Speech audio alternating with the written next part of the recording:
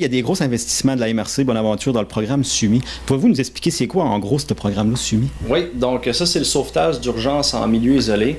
La MRC de Bonaventure, on a investi près de 200 000 dans ce dossier-là sur plusieurs aspects. Donc l'aspect numéro un, ça a été de former 3 unités de sauvetage spécialisées. Donc, avec la ville de Passbiac, la ville de Bonaventure et de New Richmond, on a formé une vingtaine de pompiers en sauvetage d'urgence en forêt. Donc, on les a formés une vingtaine d'heures sur le trauma, une quinzaine d'heures sur GPS, carte et boussole, orientation en forêt.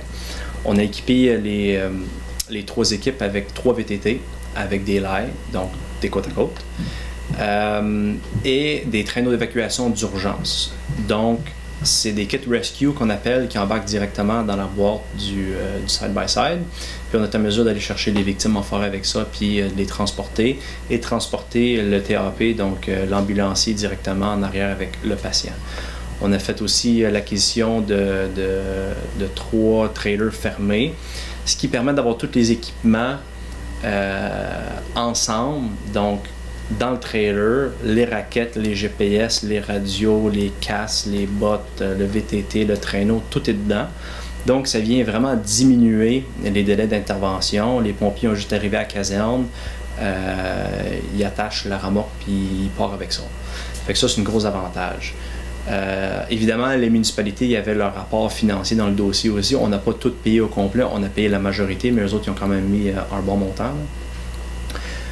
Fait qu'on est rendu là, les 3 équipes sont formées, sont en vigueur sur le territoire depuis le 1er janvier 2019.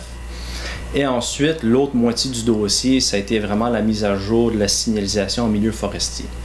Donc, ce qu'on est venu faire au niveau de la MRC avec M. Grenier, le technicien forestier de la MRC, on a fait une mise à jour complète des bandes.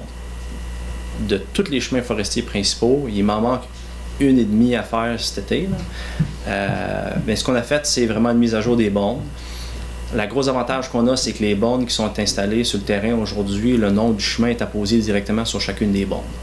Donc, monsieur, madame, tout le monde qui se promène en forêt, quand ils vont croiser une borne kilométrique, s'ils n'ont pas vu la grosse affiche de l'entrée du chemin, bien, ils arrêtent sur le bord d'une borne et sont en mesure de voir le nom du chemin. Ça, c'est la première chose. La deuxième chose qu'on a faite, c'est que tous les points de rencontre ambulance de Rex-Forêt, on les a embellis un petit peu. On a rajouté une décarte de secteur. Donc, ce qu'on a fait avec Danny Voyer, le géométricien de la MRC, on est venu faire carrément des cartes de secteur sur une feuille d'aluminium qui est installée en dessous du point de rassemblement.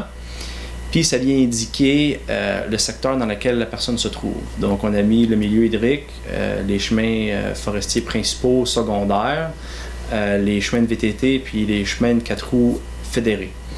Puis, on s'est organisé que chacune des cartes superpose la prochaine pour voir la prochaine point de rencontre. Donc, une personne qui ne connaît vraiment pas la région, qui est en skidoo puis qui est perdue, sera en mesure de partir du fond du territoire de la MRC dans le TNO puis descendre jusqu'à 132 sans problème. Puis, on est venu superposer un grid GPS par-dessus. Donc, les personnes sont en mesure de soit puncher via les applications sur les cellulaires intelligents ou un GPS la position actuelle sur le terrain. Puis, advenant en urgence, sont capables de dire à la centrale, je me trouve à 75 degrés nord par 49 degrés sud, etc.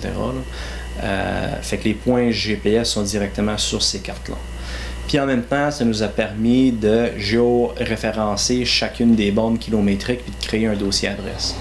Ce que ça vient faire, c'est que ce dossier adresse-là est envoyé à la centrale La Correcte à Rimouski.